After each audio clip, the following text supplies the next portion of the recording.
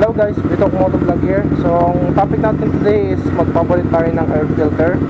So sabi kasi dapat pag nasa mga 28 to 30 kilometer dapat nagpapalit na ng air filter. So pag nagpalit ng air filter, kasabay na rin yung spark plug kasi mga 25 kilometer daw pinapalitan yung spark plug. And then yung ano ba to? Yung cooler pa to. Yun. Yung cooler, pinapalitan daw yan mga 30 km. So 26 km na yung motor ko. So iniisip kong magpalit, pero bago tayo magpalit, tatanong muna tayo magkano. Kasi baka short budget. So punta muna tayo sa Yamaha.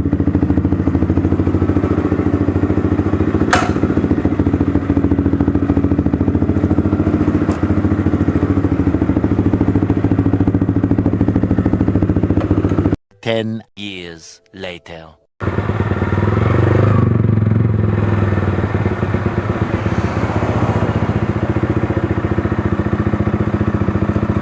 So guys, nandito na ako sa Yamaha ulit, Yamaha Dahari. So check na natin kung magkano yung air filter at spark plug. So kung mura yung air filter, baka air filter ito na lang yung bilihin. Kasi naman yung spark plug, pwede kang magpalit ng iridium, mga ganyan. So ito tayo sa mahirap kunin.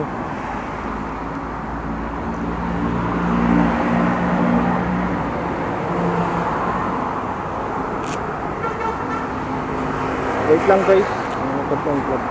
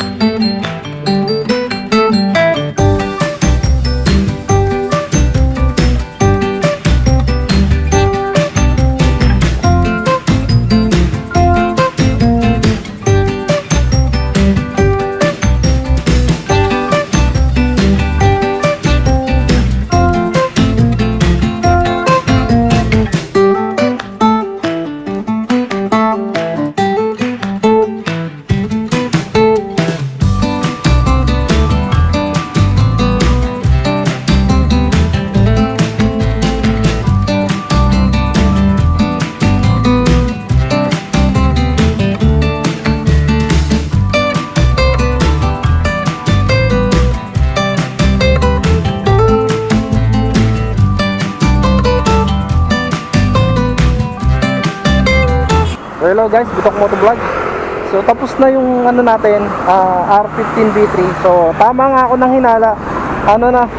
Chocolate na yung chocolate na yung niya, ano ba to? Air filter, tapos yung spark plug, luma na rin. Sabi na kaya parang nagbabago na yung takbo niya, parang bumabagal-bagal na siya. And hirap na bumirit. So yun nga pala yung gagastusin.